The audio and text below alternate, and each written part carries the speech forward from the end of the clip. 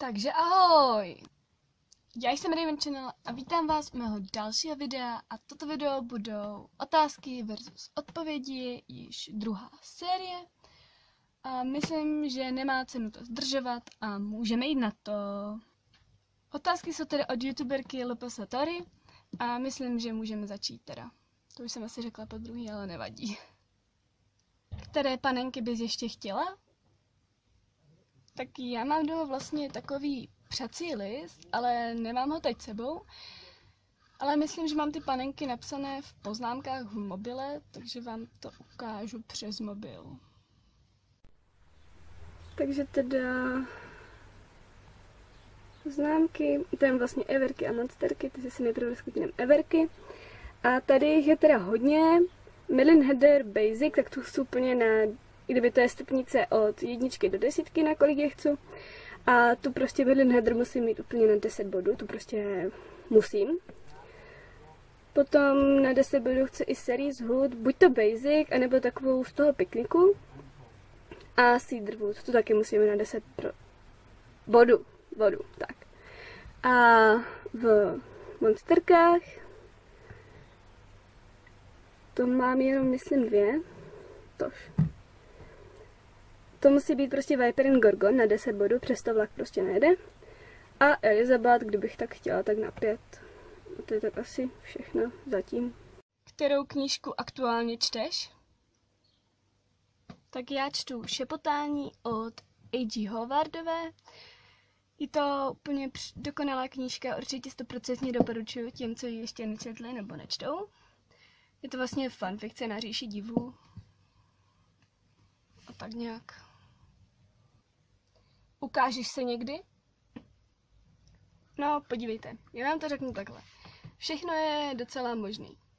Je možný, dobře, to, že se stanu morskou panou, to asi možný není, ale nevadí. Je to možný. Jako mám v plánu, že bych někdy mohla zkusit natočit i nějaké videjko za sebou, ale aktuálně to nějak úplně v plánu nemám, do nějaké blízké budoucnosti. Asi tak. Jaké filmy nejradši sleduješ? Tak abych se na nějaký film podívala, tak to musí být určitě fantasy film.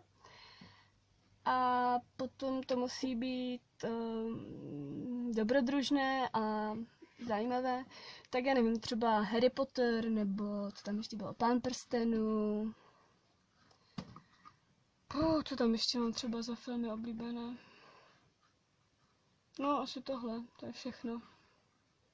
No, asi jo. Jaký je tvůj největší hobby? Myslím, jako koníček? Tak u mě jednoznačně vyhrává čtení a nebo potom ještě scout. To mě taky docela baví. Teda ne docela, to mě hrozně baví, ale... Jakou everku a monsterku máš nejraději? Tak everka je to monsterka je to jednoznačně Viper and Gorgon. No a everky, tak to mám jakože 2. A to je tedy Series Hood a Madeline Heather. Ty 2 mám asi jakože úplně nejradši. Na zdraví. Pardon, Segra.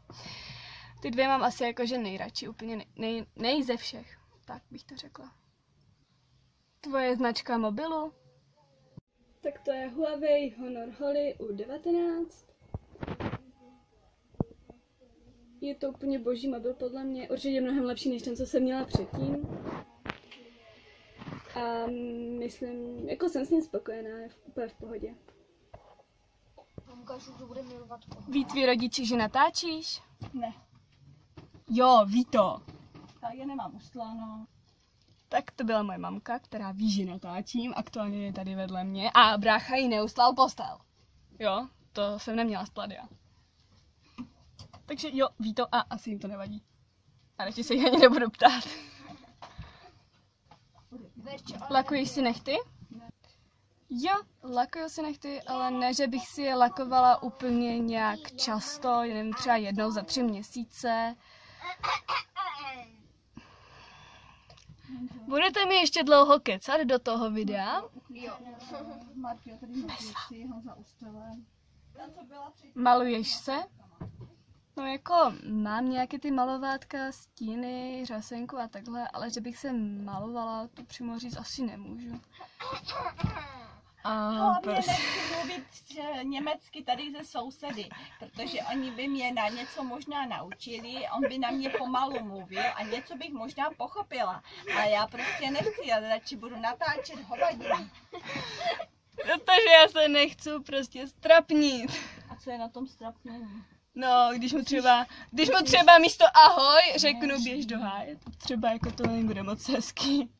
Nebo běž do Honzovský. Aresto. Hraješ si někdy na něco, co nejsi? Jo. No jako, nevím, jestli to můžu říct, no. Ale dobře, tak já to řeknu. Prostě mám takovou fantazii, že si prostě představuju, že jsem mořská pana. Jo, je to úplně debilní, ale já totiž úplně miluju vodu, já jsem prostě water girl. Dneska jsem nikdy nebyla. Ale miluju vodu. Jsem water girl. Water girl, ani říct to neumíš. Prosím tě, nemal mi do toho videa. Už tak to je hodně retardované. Bla. Já! Ach jo. Prostě věřím v mořské pany a ve vodě si prostě plavu jak mořská pana, protože mě to baví.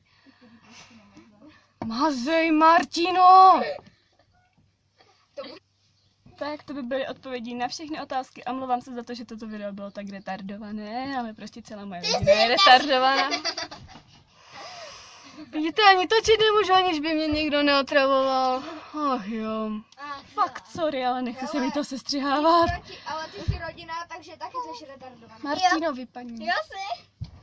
No já vím, že jsem retardovaná, už to víš, že věřím v to, že jsem mořská pana, to je úplně retardovaný. No nevadí. Takže já se fakt omlouvám za toto úplně retardované video a zase u dalšího videa se těším. Nazdar.